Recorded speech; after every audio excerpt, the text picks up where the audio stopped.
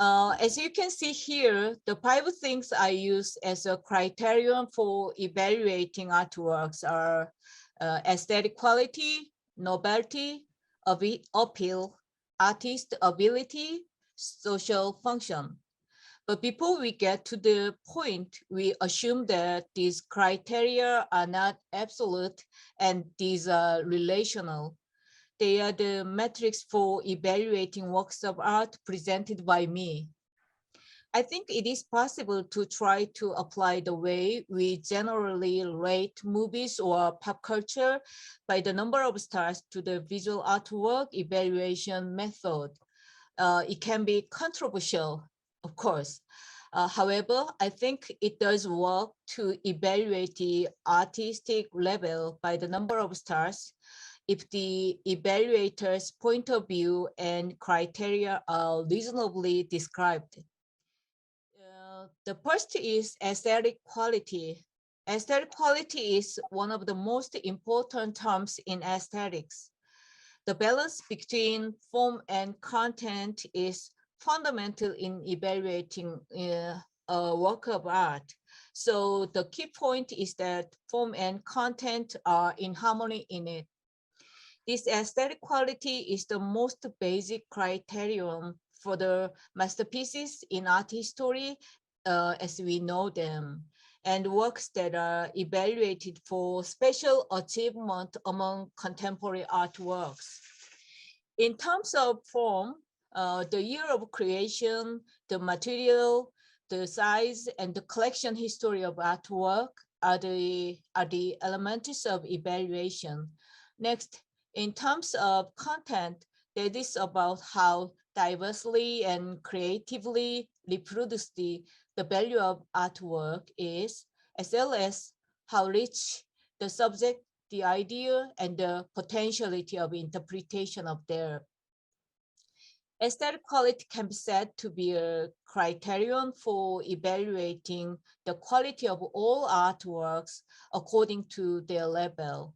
I will show you how this metric can be applied differently through 3 works. The first is The Last Supper by Leonardo da Vinci.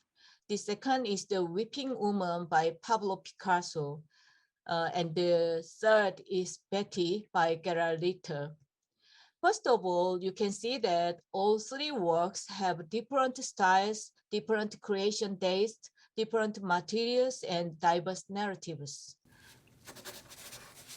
I deliberately choose these 3 works despite their differences. This is to say that the aesthetic quality of artwork can be properly evaluated by relative time, space, or various contexts. The Last Supper was painted during the High Renaissance, the end of the 15th century. The painting is a mural of the Cathedral of Santa Maria della Grazie in Milan. It is an artwork painted on the wall of the dining room. The content of this was taken from the Bible and depicts the last meal of Christ and the 12 apostles. Although it contains a religious story, the visual technique of the painting is scientifically outstanding. It attempted the perspective as the greatest scientific invention of the Renaissance. We could nicely admit that such scientific form and religious content have been realized into the great masterpiece. The second is Picasso's The Weeping Woman. Among his paintings, it is classified as a work of the Cubist period. This painting looks very different from Da Vinci's The Last Supper. In terms of formalism, the shapes and figures are not harmonious. It can be said not visually pleasurable in general. Nevertheless, Picasso's The Weeping Woman is regarded as a paradigm shift in modernist painting. It has significance in art history in that it created a style that combines multiple viewpoints on a single plane instead of a pictorial illusion. Such an experiment was successfully realized through the faces of various angles in that painting. Because viewers can experience its concept aesthetically, this painting is also evaluated for its high aesthetic quality. Next, Betty by Gerard Ritter is a very visually captivating and very descriptive painting. But what is interesting about this painting is that it's not just a picture that depicts well, but the conceptual and intellectual idea of the artist is hidden in there. When you see Betty for the first time, you would think it's an amazing portrait of a girl who looks back. So you might be wondering why this is a conceptual picture.